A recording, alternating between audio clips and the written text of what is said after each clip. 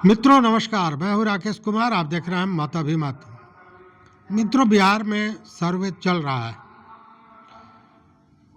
गति धीमी है और गति धीमी होने का कारण यह है कि पहले सर्वे का समय जो निर्धारित था वो 2025 था, जो अब बढ़कर जुलाई 2026 हो गया, मतलब चुनाव के बाद। ये क्यों हुआ यह भी आप जानते हैं कि शुरुआती दौर में सरकार ने बिना तैयारी के ये काम शुरू कर दिया। सरकार के पास, विभाग के पास कोई डॉक्यूमेंट नहीं था। विभाग का जो डॉक्यूमेंट था वो अद्यतन नहीं था। तीसरी बात कि लोग इसके लिए तैयार नहीं थे, क्योंकि लोग भी अपने डॉक्यूमेंट्स को खोज नहीं पा रहे थे। राजस्व विभाग में भ्रष्टाचार का बोलबाला था, उसकी शिकायतें हो गई और ये सारी चीज़ें लेते लेते लोग सड़क पर आ गए। लोगों में सरकार के खिलाफ एक आक्रोश पैदा हो गया और यह आक्रोश जो था वो सरकार को समझ में आ गया कि यह भारी पड़ेगा, चूँकि 25 में चुनाव था। इसलिए बड़ी होशियारी से डेट बढ़ा दिया गया। और डेट भी कैसे बढ़ाया गया सो आप याद कीजिए। पहली बार केवल समय बढ़ाया गया था जब हंगामा ज़्यादा हो गया था। बाद में राजस्व एवं भूमि सुधार मंत्री दिलीप जायसवाल ने कहा कि हम एक नया कानून लाएंगे इसके लिए, जिससे सर्वे बहुत आसान हो जाए। और उसके बाद उन्होंने एक कानून लाए, एक विधेयक लाया और विधेयक में बड़ी होशियारी से उन सारे चीज़ों का काट विभाग ने निकाल लिया जिससे उनका भय था। मतलब समय ले लिया। समय इसलिए कि कागजातों को भी अद्यतन कर सकें, कागजातों को ऑनलाइन कर सकें और साथ ही चुनाव को टाल जाएं। माने चुनाव के पहले सर्वे न हो, यह भी जो उनकी सोच थी वो पूरी हो गई। लेकिन उसके साथ ही बड़ा सर्वे की प्रक्रिया बहुत धीमी पड़ गई। और मित्रों, आप जानते हैं कि इस प्रक्रिया के धीमी पड़ने के बावजूद एक बात तो है जिसकी प्रशंसा करनी पड़ेगी कि विभाग ने बार बार वैसे निर्देश, वैसे आदेश दिए जिससे इस सर्वे को आसान बनाया जा सके। और उसके पीछे भी कई कारण था, लोगों को कि दिक्कतों की बात थी, साथ ही सरकार को की मजबूरी भी थी।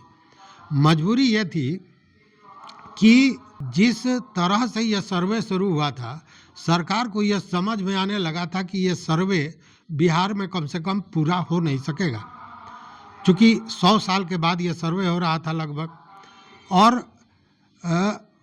ज़मीनी विवाद इतना फैला हुआ, इतना विकसित हो गया है। आप जानते हैं, जिसको लेकर ज़मीन की मलकियत, ज़मीन के कागजात, अंचल कार्यालयों की स्थिति, ये सारा देखते हुए सरकार को ये लग रहा था कि सर्वे हो नहीं सकेगा। और इसके लिए बार बार जब भी कोई परेशानी आ रही है तो सरकार अपना निर्देश, अपना आदेश बदल रहा है, या यूँ कहे कि सर्वे को आसान बना रहा है। इसी संदर्भ में एक मामला बार बार आ रहा था कि जिसके पास खतियान नहीं है और 50 वर्ष से वो ज़मीन पर काबिज है, उसके ज़मीन का खाता कैसे खुलेगा, क्योंकि उसके पास कोई कागजात नहीं है। तो इसको लेकर दिलीप जायसवाल ने जो नया निर्देश दिया है वह बड़ा राहत देने वाला है।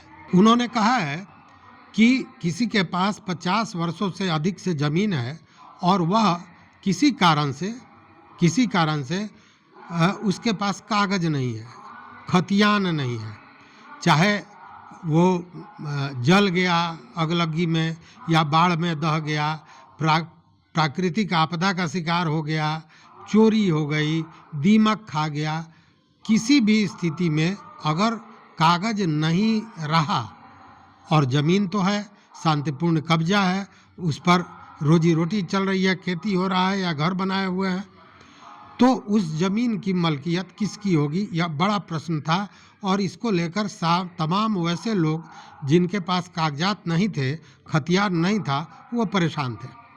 तो इसको लेकर मंत्री दिलीप जायसवाल ने ये कहा कि चाहे आपके पास खतियान हो या न हो, दूसरा कोई कागज हो या न हो, केवल अगर आप रेगुलर रसीद कटा रहे हैं और आपके पास रसीद है, लगान रसीद है, तो उस स्थिति में उस जमीन का सर्वे आपके नाम से होगा, खाता आपके नाम से खुलेगा, जमाबंदी आपके नाम से होगी। मतलब एकमात्र अगर रसीद आप कटा रहे हैं, बाकी कोई भी कागज आपके पास नहीं है, फिर भी जमीन आपकी होगी, खाता आपके नाम से खुलेगा। यह नया निर्देश है और यह नया निर्देश बहुत राहत देने वाली है, कम से कम उन लोगों के लिए जिनके पास कागज नहीं है। लेकिन यहाँ जब चर्चा हमारी हो रही थी कई मित्रों से, तो कुछ मामला और आया कि सरकार को इसको भी स्पष्ट करना चाहिए, क्योंकि बेतिया राज सहित अन्य कई जमींदारों के ऐसे ज़मीन हैं जिस पर लोग 50 वर्षों से ज़्यादा से काबिज हैं, कोई 60 वर्ष से, कोई 100 वर्ष से काबिज है और कागजात नहीं है। वैसे में उन ज़मीनों का क्या होगा? क्या उनकी मलकियत उनके नाम से होगी? क्या उनके नाम से जमाबंदी बनेगी? यह बड़ा प्रश्न था। चूँकि देखिए, जो अब जैसे बेतिया राज की बात लें तो बेतिया राज में जो ज़मीन 15,500 ज़मीन राजस्व विभाग ने कहा, और वह सरकार के अधीन भी चला गया नए अधिनियम के कानून बनने के बाद, लेकिन उसके अलावे भी लाखों एकड़ ऐसे ज़मीन हैं जो बेतिया राज के थे, जिसको पहले ही उन्होंने किसी को बंदोबस्त के दिया, किसी को पट्टा दे दिया, किसी को जागीर दे दिया, किसी को दूसरे तरह से बंदोबस्त कर दिया, और उसका कागज़ उन लोगों के पास आज भी नहीं है। लेकिन किसी न किसी तरह से उसकी जमाबंदी बनी और उसका रसीद कट रहा था। लेकिन इसमें लोचा क्या हो गया कि विगत कुछ वर्षों पहले सरकार ने वैसे लाखों एकड़ ज़मीन की खरीद बिक्री पर भी रोक लगा दिया और रसीद पर भी रोक लगा दिया। मतलब अब उन ज़मीन का रसीद नहीं कट रहा है। तो वैसे ज़मीन का क्या होगा? चूँकि शुरू से रसीद कटता है, अब रसीद नहीं कट रहा है, अब ज़मीन बेच भी नहीं सकते हैं, सर्वे में उनका क्या होगा? यह एक बड़ा प्रश्न है, यक्ष प्रश्न है। सरकार को और राजस्व एवं भूमि सुधार विभाग को इन मामलों को भी स्पष्ट करना चाहिए, क्योंकि वैसे लोग रोज़ पूछ रहे हैं, परेशान हैं, और इसका कोई जवाब मिल नहीं रहा है। क्योंकि जिस हिसाब से अभी दिलीप जायसवाल ने बताया, मंत्री महोदय ने, कि 50 वर्षों से हैं और रसीद कट रहा है, तो ज़मीन आपकी, तो उस स्थिति में वो भी तो रसीद कटा रहे थे। विगत 2 वर्षों से आपने या सरकार ने उस ज़मीन पर बैन लगा दिया, अब वो रसीद नहीं कटा पा रहे हैं, लेकिन शुरू से कटा रहे थे, तो उस स्थिति में ज़मीन तो उनकी होनी चाहिए, और ये एक बड़ा प्रश्न है, इसका जवाब भी मिलना चाहिए। तो मित्रों, इस वीडियो में बस इतना ही। देखते रहिए मत अभिमत। चैनल पर नए हो तो सब्सक्राइब कीजिए, लाइक कीजिए, दोस्तों के साथ शेयर कीजिए और अपना विचार जरूर दीजिए। बहुत बहुत धन्यवाद, कोटिशः आभार।